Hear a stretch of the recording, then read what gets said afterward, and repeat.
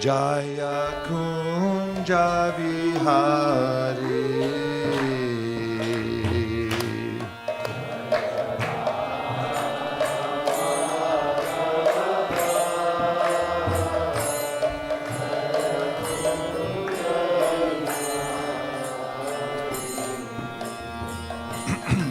Jaya Radha Madhava Jaya Kunja Vihari.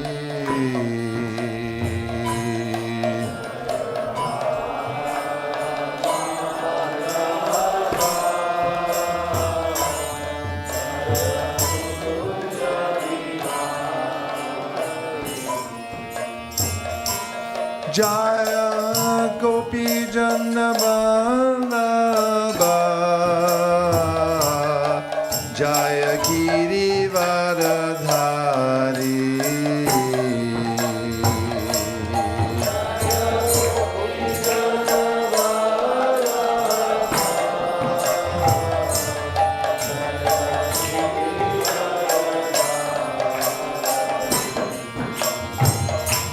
Jaya Gopi Jannavallabha Jaya Giri Varadhari.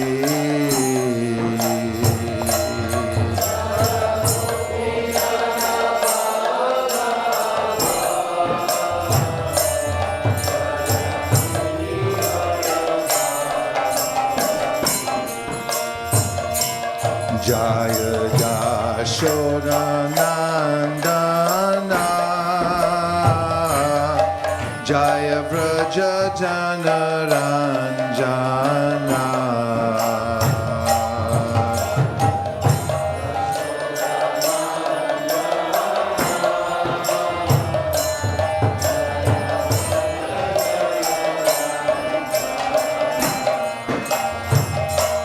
Jaya Jamuna Tiravanachari Jaya Giri Varadhari.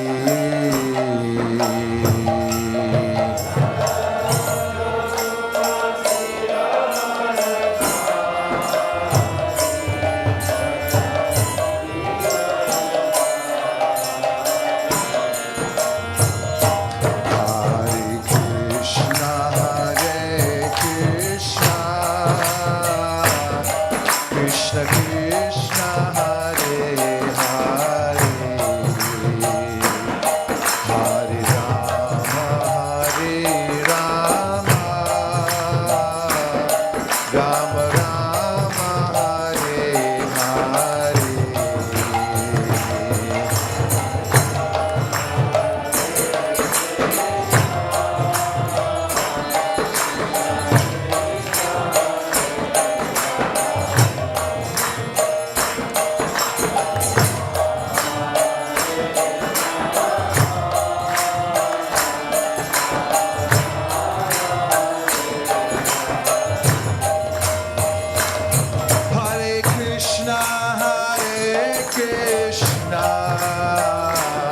Krishna Krishna Hare Hare Hare Rama Rama Rama Hare Hare.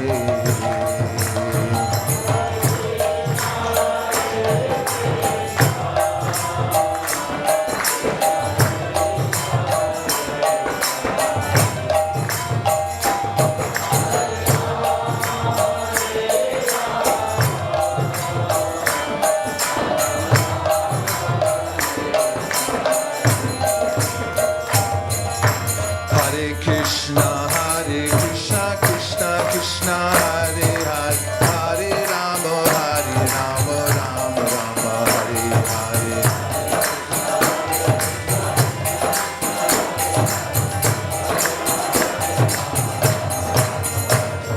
Hare Krishna Krishna Krishna Hare Hare Hare Rama Rama Hare Hare.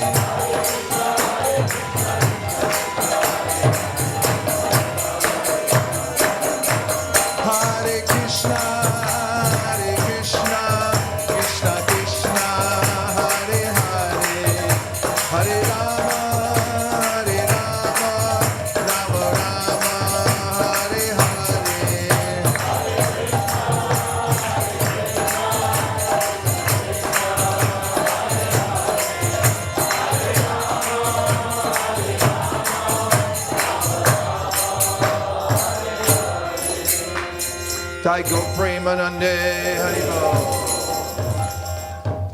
Om Namo Bhagavate Vasudevaya. Om Namo Bhagavate Vasudevaya. Om Namo Bhagavate Vasudevaya. Vande Guru Nisha Bhaktan Ishan Ishavatarakam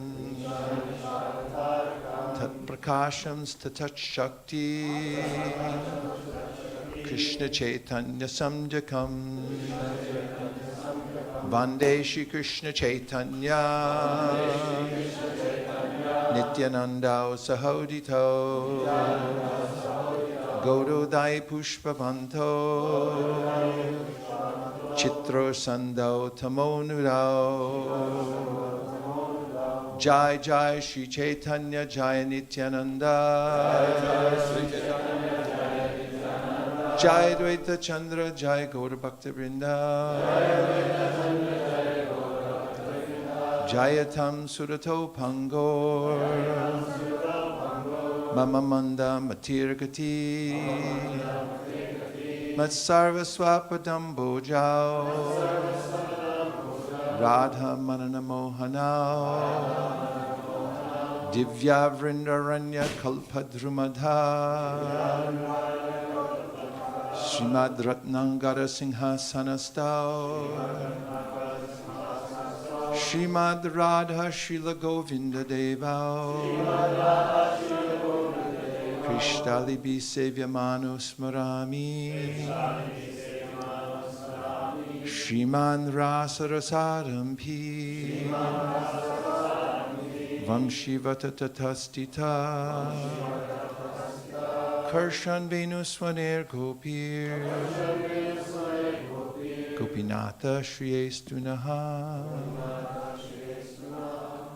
We're reading from the Sri Caitanya Caritamrta. Premanande Haribo. Marigolds. Vrindavan flower. We're starting at Madhya Lila, chapter 9, text number 147. And the chapter is entitled Lord Chaitanya's Travels to the Holy Places. And the first verse, Swayam Bhagavan Krishna, Hare Lakshmir Man, Gopikar Man, Harite Nare Narayana. The Supreme Personality of Godhead Krishna attracts the mind of the goddess of fortune, but Lord Narayan cannot attract the minds of the gopis. This proves this super excellence of Krishna. Proves to whom? This is Lord Chaitanya Mahaprabhu speaking to Venkatapata. He's in South India, in the land of Ramanujacharya, and he's staying at the house of a great scholar named Venkatapata, who's a worshipper of Lakshmi and Narayan. And Chaitanya Mahaprabhu, in a very light-hearted or even humorous way, as mentioned here, but assertive nonetheless, is mentioning the superior quality of Radha and Krishna over Lakshmi and Narayan, although at the same time saying they're the same person. And this is somewhat of a mystery. So he's speaking to Venkatapata and he's making this argument. Well, he's quoting what Sarvabhaumacharya, what Venkatapata has said earlier, and that is a verse that's well known and had been well known for many decades, millennia perhaps. That was also then included in the Bhakti Rasamrita Sindhu, and that is that Lord Narayan and Lord Krishna are the same person. No difference, but there is. And then he says in text number 148, Narayana ka katha Shri Krishna apane gopi kare hasya karaite hoy Narayane. To say nothing of Lord Narayan personally, Lord Krishna himself appeared as Narayan just to play a joke on the gopis. Chaturbhuja murti dekhai gopi ganer age. She Krishna gopikar nahe anurage. Although Krishna assumed the four-armed form of Narayan, he could not attract the serious attention of the gopis in ecstatic love.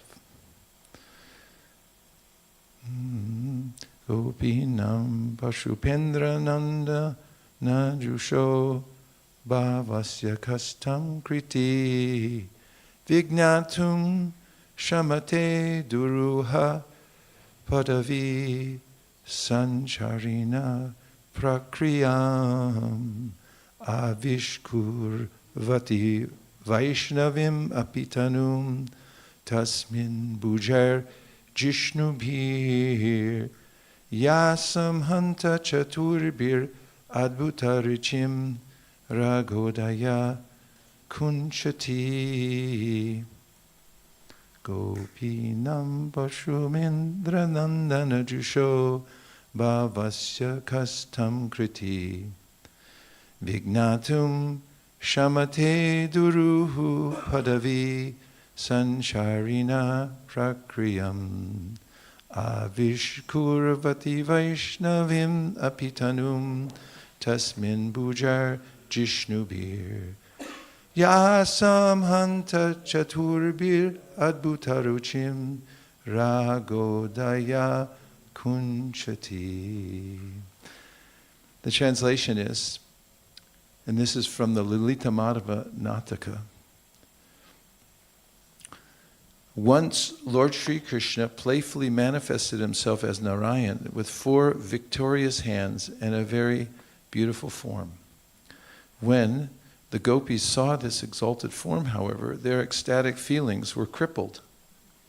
A learned scholar, therefore, cannot understand the gopis' ecstatic feelings, which are firmly fixed upon the original forms of Lord Krishna as the son of Nanda Maharaj. The wonderful feelings of the gopis in ecstatic paramarasa with Krishna constitute the greatest mystery in spiritual life. That's what we're talking about, the mystery of it, right? Would you like to hear it again? Okay, who said yes? Okay, everyone else, cover your ears.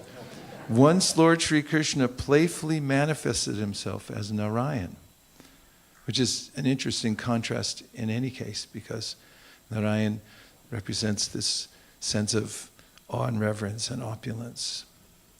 And now he's being playful about it in Vrindavan with the gopis. So there's a contrast here that's very interesting. With four victorious hands and a very beautiful form. When the gopis saw this exalted form, however, their ecstatic feelings were crippled. A learned scholar, therefore, cannot understand the gopis' ecstatic feelings, which are firmly fixed upon the original form of Lord Krishna as the son of Nanda Maharaj. The wonderful feelings of the gopis in ecstatic paramarasa with Krishna constitute the greatest mystery in spiritual life. And of course, it's that mystery that Caitanya Mahaprabhu came to reveal to the world. Anarpita charim chirat karana yavatirna kalau samarpayitum natojvalarasam sapakti shriyam. In the age of Kali, he's bringing something amidst the darkness of the age of Kali and revealing the highest spiritual treasure of the mood of this intimacy of the spirit at the topmost planet in the spiritual world. Meanwhile, just keep in mind, this is all in the context that Lakshmi, Narayan, and Radha Krishna are same, no difference. Purport, this is a verse spoken by Narada Muni in the Lalita Madhava Nataka 6:14, a drama written by Srila Rupa Goswami. Text 151. Everyone okay so far? Eta kahi Prabhu tar garva churna koriya. Tare shukadite kahe siddhanta piraya. In this way, Lord Chaitanya Mahaprabhu deflated the pride of Venkatapata. But just to make him happy again, he spoke as follows. Text 152. dhukana bhaviha bhatta kailun parihas shastra siddhanto shunha jate Vaishnav vishvas. The Lord pacified Venkatabhatta by saying, actually, whatever I have said is by way of jest. Now you can hear from me the conclusion of the Shastras in which every Vaishnava devotee has firm faith. 153. Krishna Narayana Jaiche Ako I Sarup Gopi Lakshmi Bheda Nahi Hoy Ak Rup. There is no difference between Lord Krishna and Lord Narayan, for they are on the same platform. Similarly, there is no difference between the gopis and the goddess of fortune, for they are also of the same form. We good so far? 154. Gopi dware Lakshmi kare Krishna sanghasvara. Ishvaretve bhedo manila hoy aparada. The goddess of fortune enjoys the association of Krishna through the gopis. One should not differentiate between the forms of the Lord, for such conception is offensive. Meanwhile, that's practically all we do. 155. Ek Ishvar Bhaktera Dhyan Anurup. Ek I Vigrahe Kore Nana Kara Rup. There is no difference between the transcendental forms of the Lord. Different forms are manifested due to different attachments of different devotees. Actually, the Lord is one, but he appears in different forms just to satisfy his devotees. Srila Prabhupada's purport. In the Brahma Samhita 533, it is stated, Advaitam, Achutam, Anadim, Anantarupam, Adyam Purana Purusham Navayauvanam Cha. The Lord is Advaita without differentiation. There is no difference between the forms of Krishna, Rama, Narayan, and Vishnu. All of them are one. Sometimes foolish people ask whether when we chant Rama in the Hare Krishna mantra, we refer to Lord Ramachandra or Lord Balaram. If a devotee says that the name Rama in the Hare Krishna mantra refers to Balaram, a foolish person may become angry because to him the name Rama refers to Lord Ramachandra. Actually, there is no difference between Balaram and Lord Rama. It does not matter whether one refers to Balaram or to Lord Ramachandra when chanting Hare Rama. Everyone say Hare Rama. Hare Rama. For there is no difference between them. However, it is offensive to think that Balaram is superior to Lord Ramachandra or vice versa.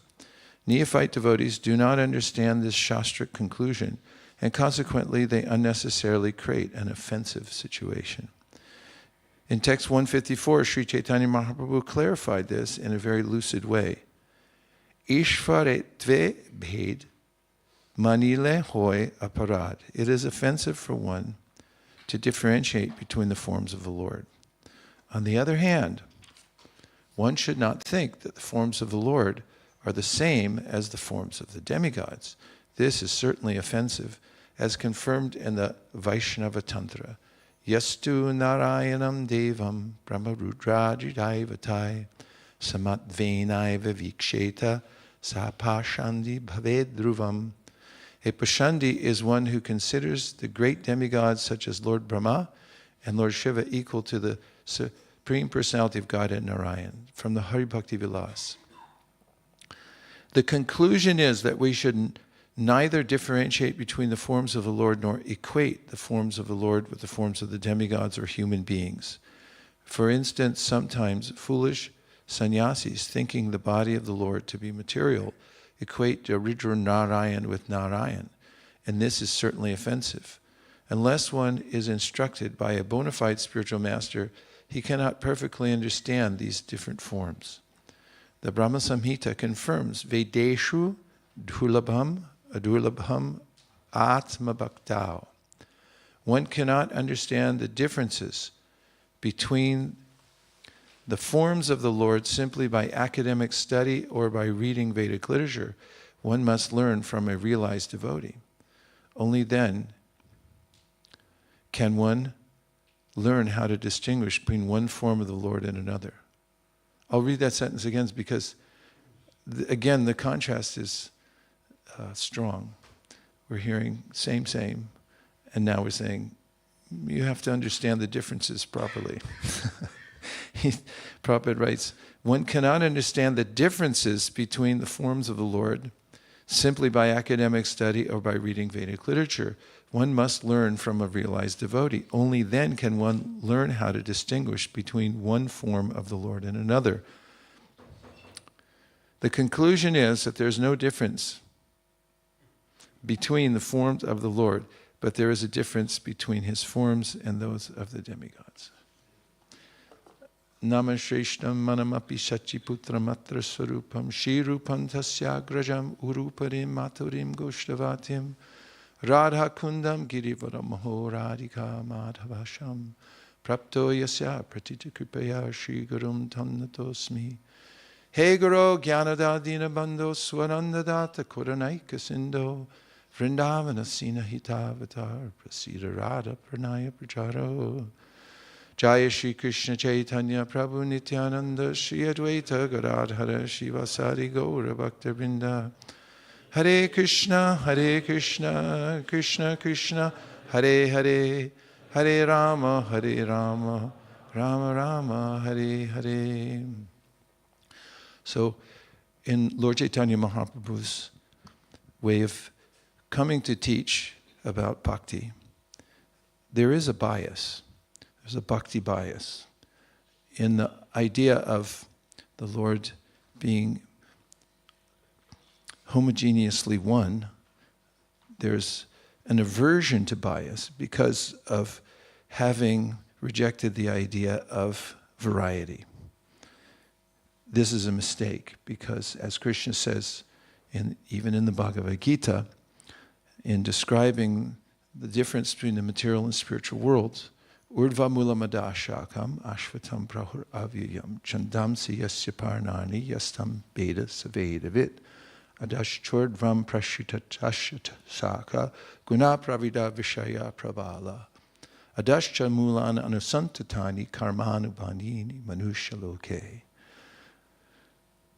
Narupam asyeha tatopa labhyate nantona chadir natrasam pratishta ashvatamenam savaruramulam asanga shastrena dridhena chitva tatakpadam tat parimargitavyam yasmin gatana nirvartanti bhuya tameva chadyam purusham prapadye yatak pravriti prashrita purani.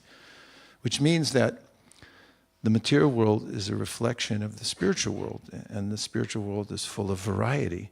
Variety means that there's some sense of hierarchy also. Even in the aesthetic of the spiritual world, there's perfect, more perfect, and most perfect. As we know from the descriptions of the meditation points for the Gaudiya Vaishnavas, that there's Mathura, there's Dwarka, Mathura, and Vrindavan, which are perfect, more perfect, and most perfect. Based on what? Based on the fact that the most uninhibited love takes place in the highest realm of the spiritual world. And this goes to a sense in which position covers personality. Prabhupada told a story about a prime minister in the UK. And he was a prime minister under Queen Victoria. His name was Gladstone. Do you remember him? You do? No? I guess it was some time ago. And an important person, a dignitary, went to meet with Prime Minister Gladstone in his office. he had an appointment, but when he arrived there, the secretary said, he's occupied now. Please wait. Well, the dignitary waited a long time. Secretary walked out of the room, and the visitor noticed that the door was a little bit ajar. So, out of a sense of slight impatience and also curiosity, he went to the door to see what the Prime Minister was doing. And when he looked in, he saw that the Prime Minister had become a horse for his grandson. And his grandson was riding on the Prime Minister's back. Go faster, go left, go right. And Prabhupada explains this as a peek into the pastimes of Krishna in his most intimate realm of Vrindavan. And as mentioned in the verse, Anarpita Charim Chirat Karunavyavatira Kalau Samarpayituna Tojo Rasam Subhaktir Shriyam, and explicated further by Kaviraj Goswami that Chaitanya Mahaprabhu's main purpose was to reveal the mood in Vrindavan where Krishna becomes subordinate to his devotees. And there's an intimate exchange.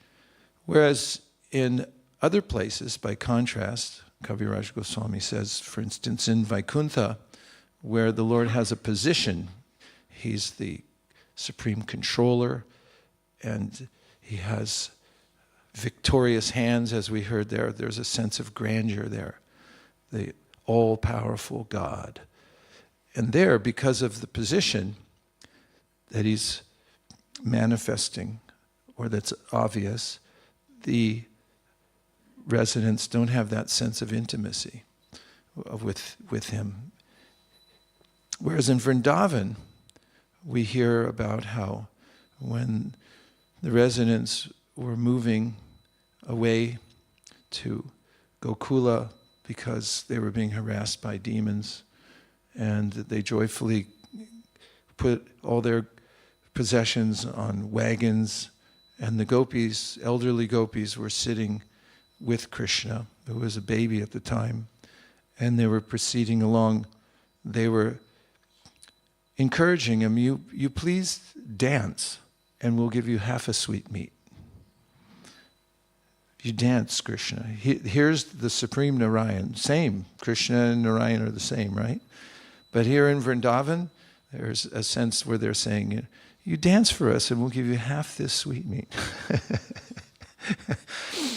So in Vrindavan is described Maya Mrigam Dayite Yepsitam Anvadavan, as mentioned by Karabhajana Muni in the 11th canto of the Srimad Bhagavatam, when he gives a verse that describes Chaitanya Mahaprabhu, Ramachandra, and Lord Krishna, as explained by Jiva Goswami. Maya Mrigam means that Krishna becomes like a plaything in the hands of the residents of Vrindavan because he's so enamored of their love. And one of the other important aspects of this teaching that we're hearing today, Lord Chaitanya to Venkata Bhatta, is we are our love. Where our love goes, that's our identity. In fact, in a very basic way, Krishna describes this, or tells Arjuna and all of us in the Bhagavad Gita, Yam yang vapi smaran bhavam tajat yante kalevaram tam tam evaiti konteya sadatad bhava bhavita. That you're going to become whatever you love. When in the juncture between leaving this present gross physical body, the love for whatever you have, whatever your love is for, your bhava, whatever emotion you have and attachment you have, your main loving attachment, will carry you to your next situation. So in that sense, when we look at the body, as Patanjali Muni says in the Yoga Sutras, the next life that we get after this one is a filling in of our desires. We have predominant desires, and it gets filled in just the way if you saw wet footprints on the sand and then you filled them in with some plaster of Paris, you'd get a perfect impression of your foot.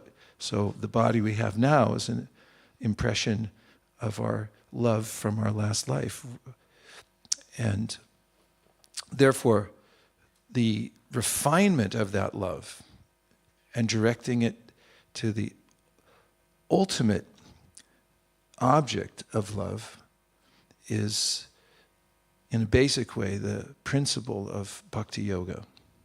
And then what are the details of that love? Well, first of all, there's this contrast. There's the idea that Krishna is the same, and he simply expands himself. Departure eva hida shantanama vipetya dipayate vrivate hetu samana dharma yas tadrage vahicha vishnu chaya vibhati govindamadi purusham tamham bhajami. In the Brahma Samhita, Brahma says there's one candle, one deep, and then it lights many other candles. And it's the same in its quality and potency, but there is one original candle. And then we hear about the expansions of Krishna, even in the Mangalacharana to the Sri Caitanya Mahaprabhu. There's a description after we hear of the external and internal purposes that Lord Chaitanya Mahaprabhu came to the world. I mentioned one of the external reasons, which is to teach everyone about the topmost love that one can have for Krishna in the spiritual world, anarpita chirim chirat. And the internal reasons, Radha Krishna Pranaya Vikritir Haladini Shakti Rasmad, and Shri Radhaya Pranaya Mahima Kidrishov Vanayaiva. God is exploring his own loving, the love of his devotees, and the topmost devotee, Srimati Radharani. And then he's mentioned Shankarshana Karanatoa Shai, Garbhoda Shai, Chapayobdi Shai, Sheshashya Yashyamsha Kalasa Nitya Nandakya Rama Sharanam Mamastu. He starts talking about how the Lord expands himself unlimitedly. And why does he do that? In a very basic way, which I keep saying.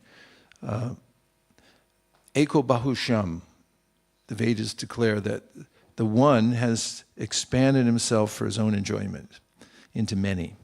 And so the first expansion of Krishna, non-different from Krishna, only just a different color and attitude. Shri Shri Radha Gokulananda ki jai, Shri Shri Gornitai ki jai, Sita Ram Lakshman Hanuman ki jai. Balaram has the mood of a servitor, and then he expands himself into the Chaturvyuha. There's a way in which the Purushas then expand the material world. There's a way in which the Jivas expand from the Purusha. And all of the emanations from Krishna and all the expansions are meant to engage in his service, and they covet that service. Balaram expands the spiritual worlds. He becomes, he manifests the unlimited jivas, and then he also becomes Shesha, who means the remainder. Means if there's any service left over after he's covered everything in the spiritual world and in the material world, it's like he's there. If you've got anything else, I'll take that too. The mood of service. And at the same time, they're all one personality. As mentioned in the Bhagavatam, Vadanti tat tattva vidas tattvam yajnanamadvayam prameti paramatmeti bhagavaniti shabdyate. The one supreme absolute truth is in three tattvas, Brahman, Paramatma, and Bhagavan. And as in the third verse of the Mangalacharana and the Caitanya Caritamrta, the Kaviraj Goswami explains how that one is expanded into Brahman, Paramatma, Bhagavan, and that's Chaitanya Mahaprabhu, who is Krishna himself. So the one becomes many, and there's simultaneous oneness and difference. And in the pursuit of happiness and of the highest truth, Krishna points out, going back to what I said earlier, the material world is a reflection of the spiritual world. There is variety. So, what's the differentiation? The idea behind the teachings of Lord Chaitanya Mahaprabhu is that although Krishna is one, and and at the same time divides into several features, Brahman, Paramatma, and Bhagavan, and although the features of Bhagavan, they're all Krishna, at the same time there's a difference in relationship between Krishna and his eternal parts and parcels, his devotees. And this is where the details come in about the relationship between Krishna and his devotees, and why Krishna manifests himself in various forms to reciprocate their various kinds of love. In the Bhagavatamrita, after Shukadeva Goswami speaks to Parikshit Maharaj, the entire Bhagavatam, there's a little time left over before the snake bird comes. And his mother, Parikshit's mother, Uttara, approaches him because apparently she didn't have front row seats and couldn't hear everything. And she wanted to know the essence of what he just taught, what he just heard from Shukadev. And she surmises that because there are various moods of devotees, there must be a place where there's a sense of unfettered love. She surmises this, and Parikshit Maharaj becomes very pleased. And he then speaks the Brihat Bhagavatamrita, which is the essence of the Bhagavatam, the 18,000 verses that Shukadeva has just spoken. And it's leading both parts of the Brihat Bhagavatamrita to the highest realm of the spiritual world, where indeed the devotees do have a special loving sentiment for Krishna. And Krishna reciprocates that love in Goloka, in Vrindavan, and even more so in Boma Vrindavan on the earthly planet, where he takes on a very human-like feature, so that there's no separation or sense of godhood whatsoever.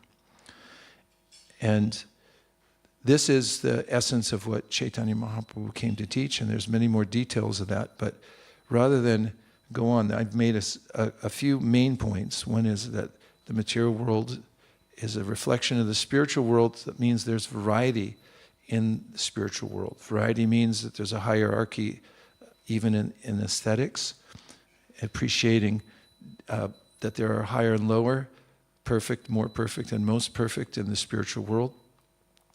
And that I mentioned we are our love. Where our affection and love goes, that's how we're defined ultimately, and not only defined, but that's the kind of environment we'll end up in, that we're carried by our love, by our attraction. And I said that position covers personality, and I would just extend that to say that in the spiritual world, Krishna's at home. He's not exerting himself in any position. Once somebody asked Prabhupada why Krishna plays a flute, and Prabhupada said, because he's all play and no work. Nothing to do, there's no job to do. And even in Vrindavan, Chaitanya Mahaprabhu goes on to explain to Sanatana Goswami that even in Vrindavan, it's not Krishna who kills the demons, it's Vasudeva within Krishna. And Krishna has really nothing to do except loving exchanges with his devotees and playing his flute and so on. So those are a few thoughts, a preamble, albeit rambling, we have before us. And now let's have a few pointed questions based on what we read in the purports and verses and on the monologue, to try to expand it and go deeper into the subject matter. So ask a good question. Yes, please.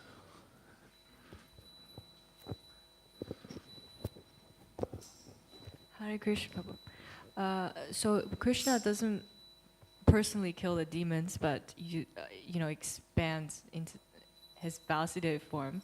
Is that because he doesn't really want to punish because he's kind, or why does he do that? Why does he just let someone else do it? Does he not like to sport in that way?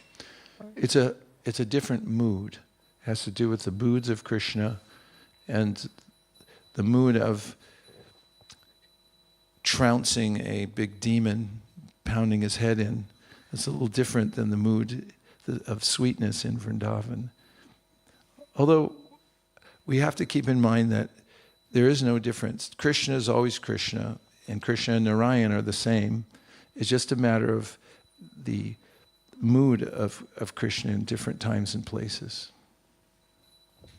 Can I have a follow-up Yes. question? So is a form like Nrsimhadev, Lord Nrsimhadev, also an expanded through Narayan? Vasudev, like Balaram?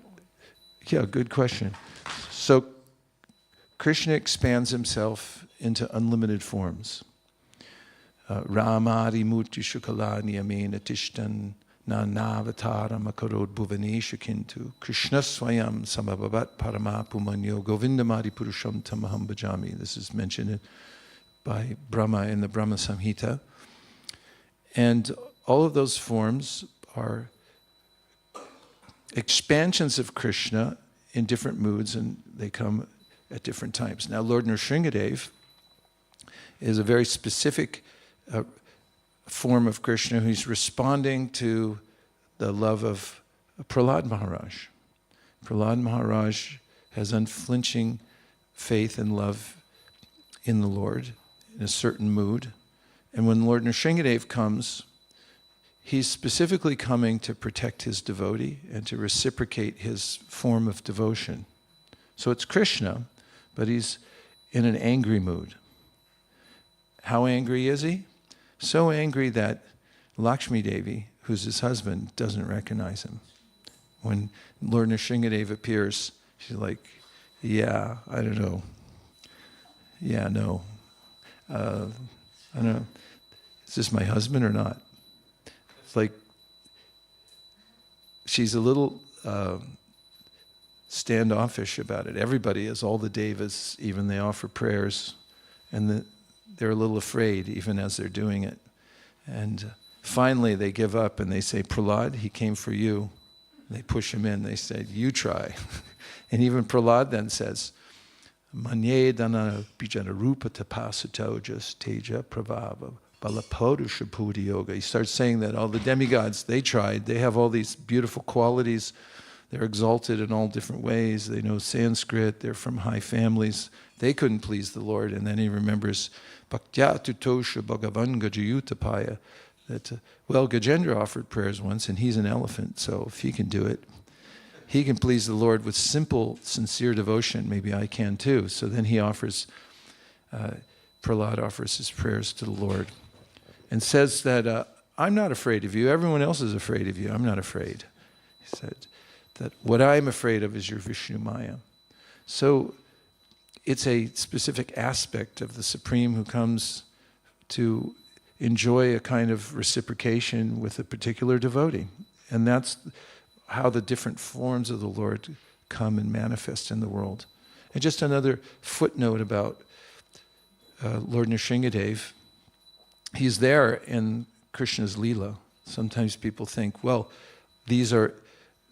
you're all worshiping Radha Krishna on the same altar, or nearby you have Lord Nrsimhadev. How can you do that? He's a Vaikuntha deity, different moods. It's probably Rasa Basa and so forth. And they may even not worship Lord Nrsimhadev purposefully. However, we find that Lord Nrsimhadev shows up in various parts of Caitanya Mahaprabhu's Leela, and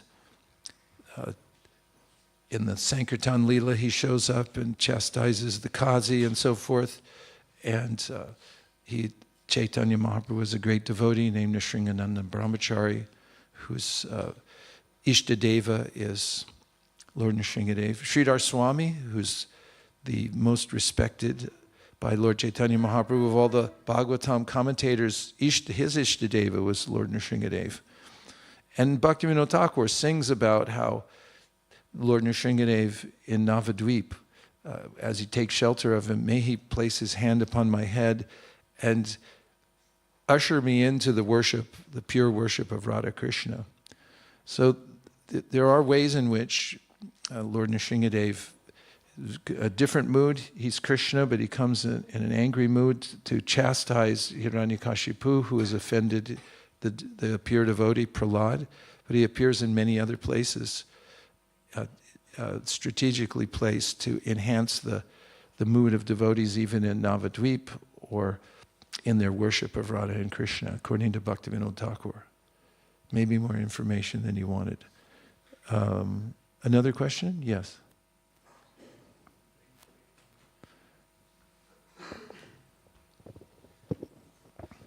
Hare Krishna Prabhu, thank you. I just had one quick question. I was reading Chaitanya Charitamrta recently about Sanatana Goswami Shiksha, Lord Chaitanya speaking to Sanatana Goswami. There, Lord Chaitanya mentions about the different Avesh avatars. I was a bit surprised that Ananta Shesh was also included among them.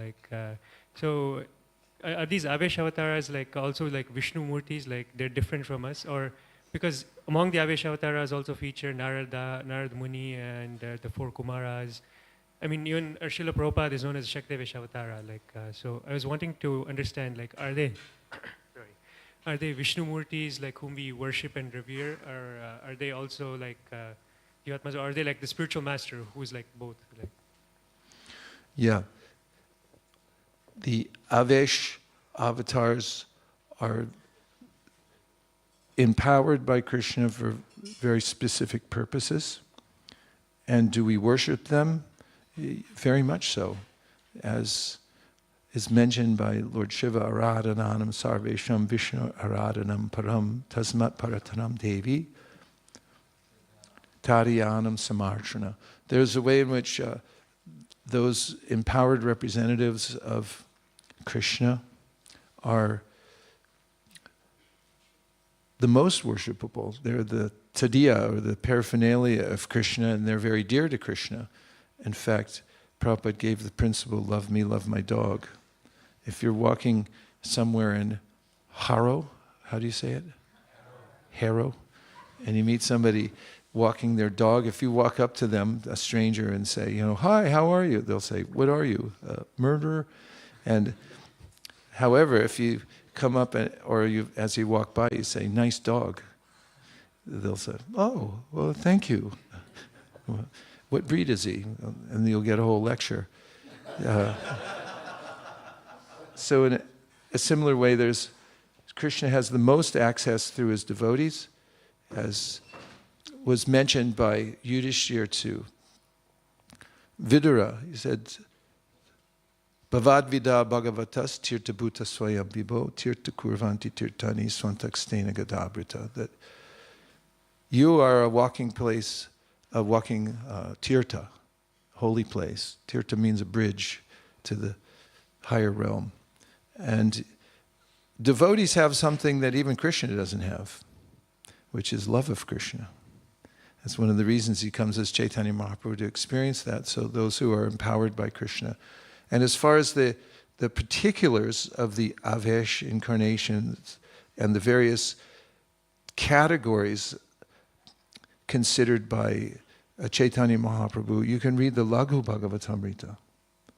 In the Laghu Bhagavatamrita by Rupa Goswami, especially the first part of the book, I would even say is tedious.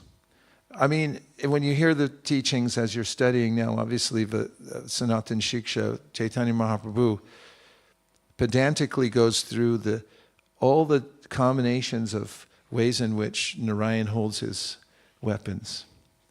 It's good for a statistics class or something, like how do you memorize all the different positions he's holding them, and who are the different names. Like when we put on tilak, we're saying the names of the expansions of the Chaturvyuha in different ways. And he goes into detail about the particulars and gives evidence from various shastras about the Avesh avatars, the Manvantara avatars, the Leela avatars, the Guna avatars, and so forth, and talks about how all this is supported in the Shastra, because this is part of the job of the Acharyas and the six Goswamis, Nana, Shastra, Vicharanayika, Nipano. They tie up all the loose ends in that, so we can have clear categorical knowledge of the various expansions of Krishna. Yes, Prabhu.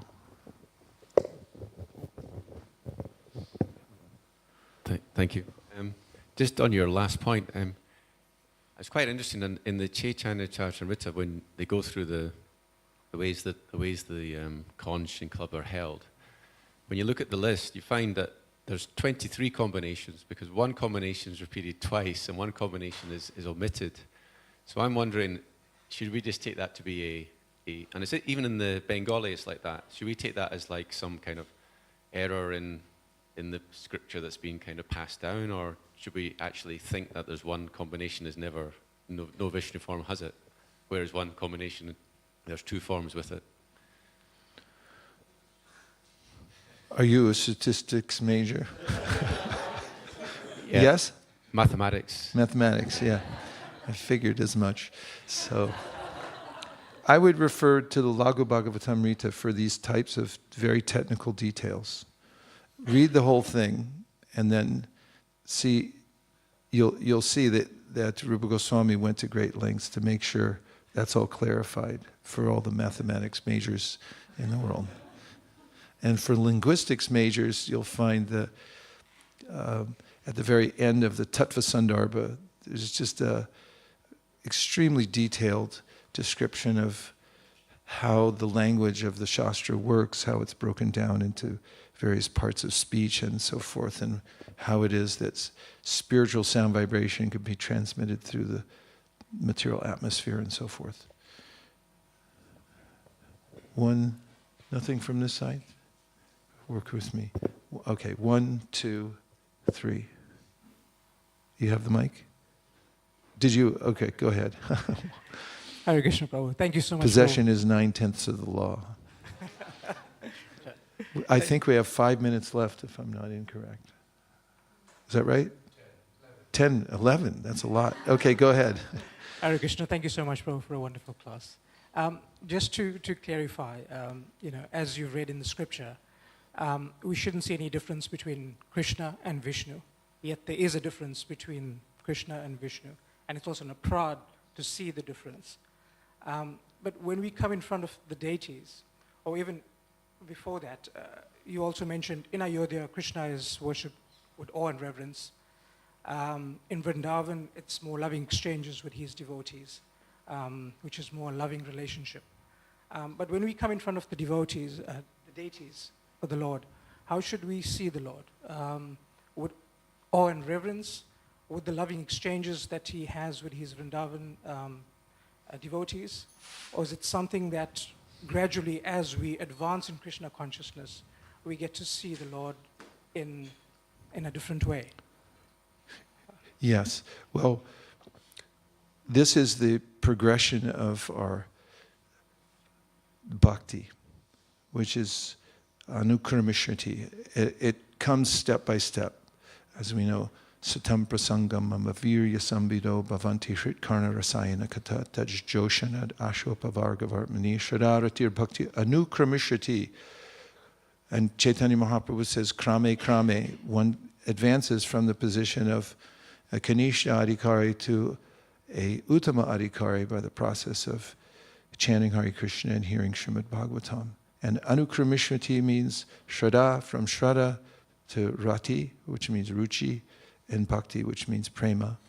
And there's this step-by-step advancement. This is the potentiality of sadhana bhakti, as Rupa Goswami says in the Bhakti Rasamrita, Sindhu kriti sadhya bhavet sadhya bhavasa sadhana bida nitya siddhasya bhavasya prakatyam hridi sadhyata. Within the heart, we have the eternal propensity to love Krishna. And the potentiality of sadhana bhakti, or practicing devotional service as we're doing, awakens that potentiality fully.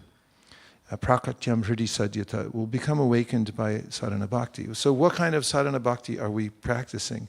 According to Jiva Goswami in the Bhakti Sandarbha, we're practicing, at least most people are practicing what's called ajata ruchi sadhana bhakti, which means that before we have intense greed for worshiping Krishna, which is the prerequisite for bhava bhakti, that there's this, as it's mentioned in the discussion of Caitanya Mahaprabhu with Sanatana Goswami, he gives the verse, Bhakti ras bhavito mati Krishna bhakti ras bhavitomanhi kriyatam yadi kritopi labdite tatalolyam api mulyam ekalam janmakoti sukritirna labhyate.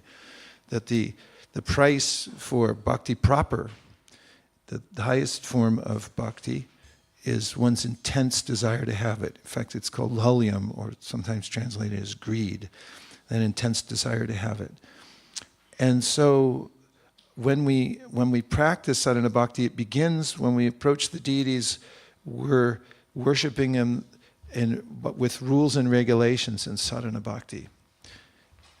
And that's in the mood of Lakshmi Narayan. Even though we're worshiping Radha and Krishna, Prabhupada explains in the Nectar of Devotion, our mood is we're following the Shastra, we're following the Padditis.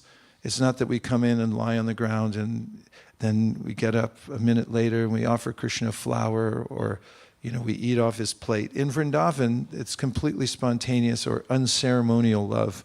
When Krishna's with his cowherd boyfriends, for instance, after killing Aghasura, they're taking, Krishna's first of all eating with his left hand. That's one of the reasons Brahma was looking and goes, that's God? Because Brahma's known as Vidhi.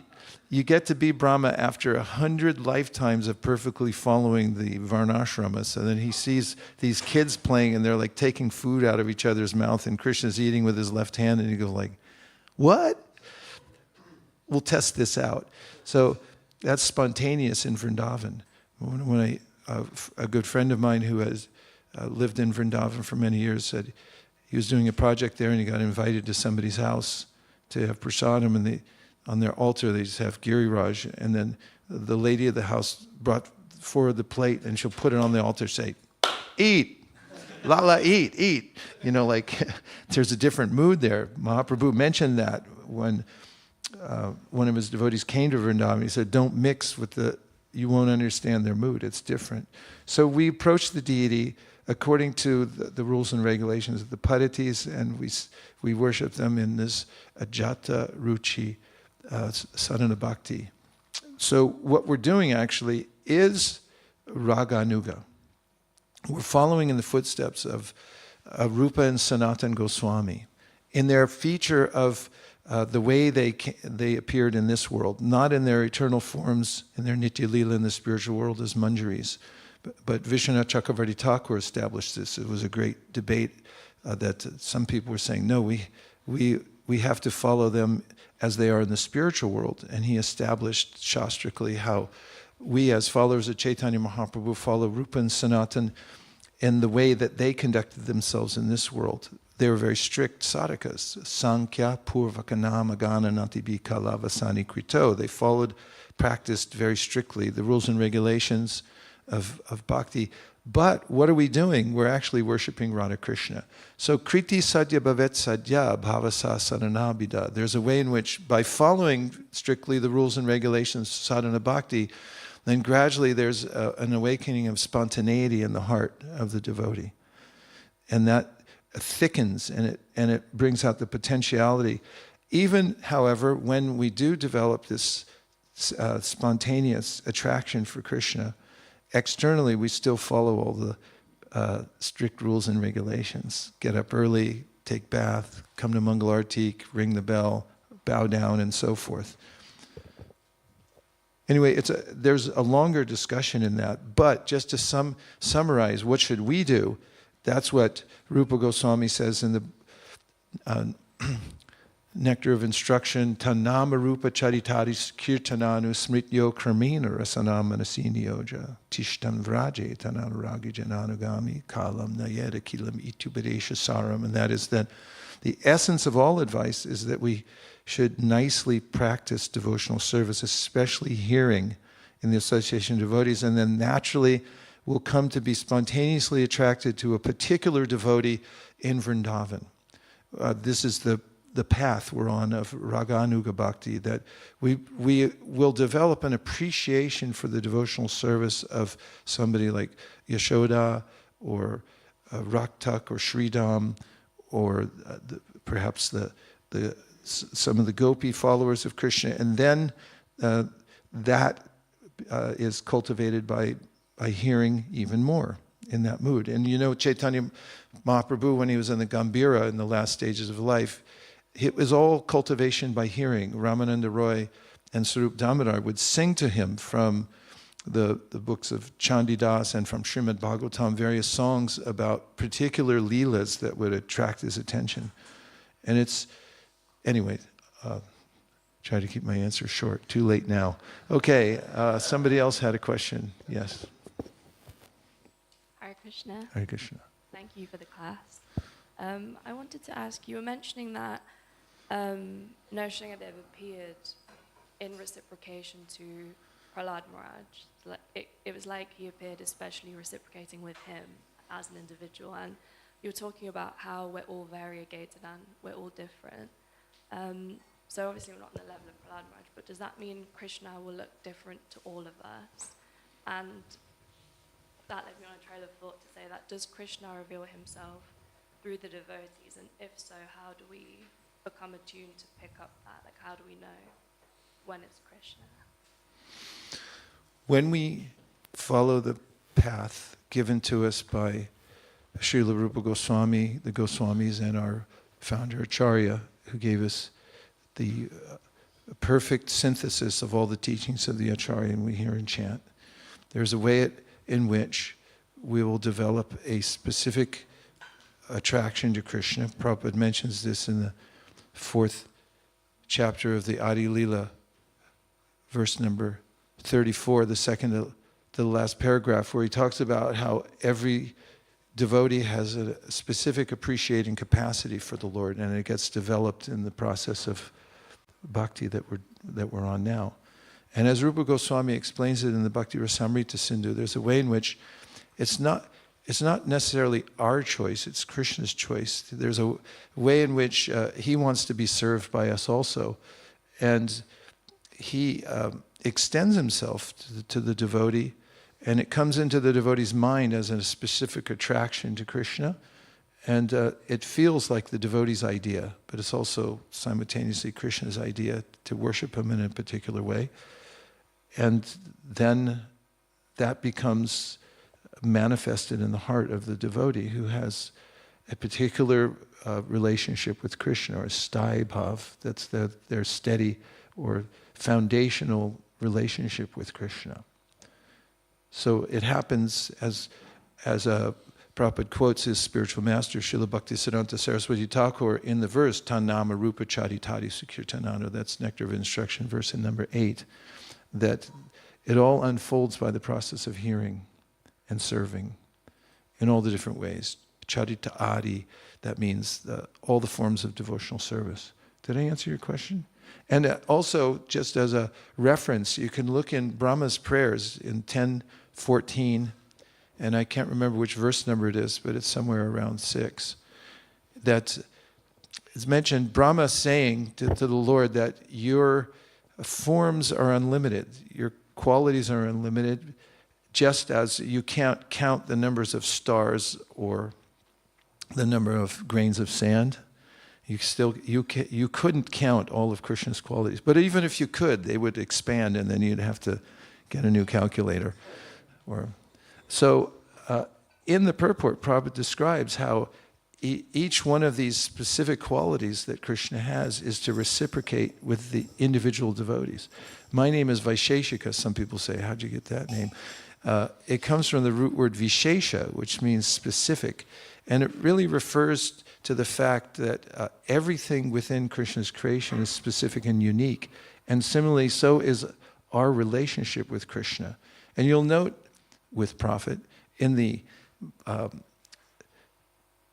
Bhagavatamrita, when Gopakumar goes back to Godhead, and he meets Krishna, actually Krishna runs to meet him. Krishna's just coming back from the forest at the end of the day, and Gopakumar has finally gone to Goloka. And by the way, it looks just like Boma Vrindavan. You can't tell the difference. And people are in ecstasy in different ways. And then Krishna's coming back from the forest. It starts to darken because of the clouds of the hooves of the cows. And then Krishna sees him in the clearing and recognizes him and runs to him. Away from all his friends and even Balaram, he runs ahead and he embraces his devotee, long-lost devotee, whose eternal name is Sarup. And in that section, Gopakumar, or Sarup, mentions that I always knew that Krishna had affection for all his devotees, but I never knew how he had a specific affection for me. And so this is the pinnacle of our, understanding of personalism, that we have a very specific eternal relationship with Krishna, and it gets awakened through this practice of following in the footsteps of the residents of Vrindavan, specifically Rupa and Sanatana Goswamis. And when we do that, then we come to reunite with Krishna in that very specific way. Nirkula is laughing because I said I was going to give a short answer. That's why she's laughing. Okay, we have 1 minute left. No? Where's our judges? Okay, that's it. Thank you very much, everyone. Pardon me?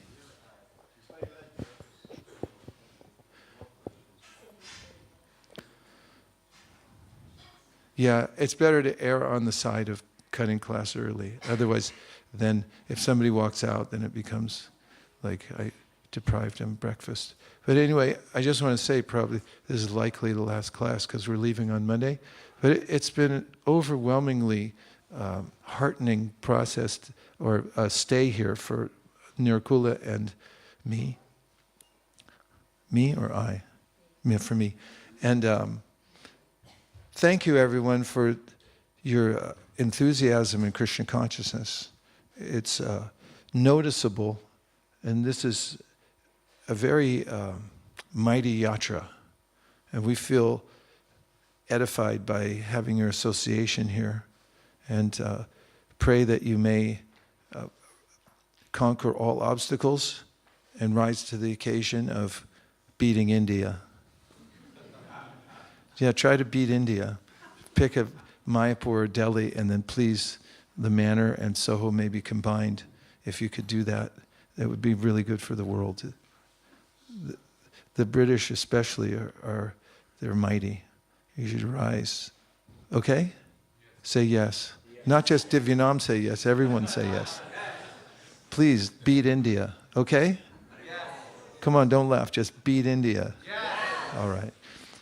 Dear Srila Prabhupada, dear Sri Caitanya Mahaprabhu, Shri Panchatattva, Shri Radha Gokulananda, Shri Sitaram Lakshman Hanuman, if you so desire, please keep us steady on the path of bhakti as prescribed by our great acharyas, headed by Srila Prabhupada, so that we may come to know our very specific loving relationship with you.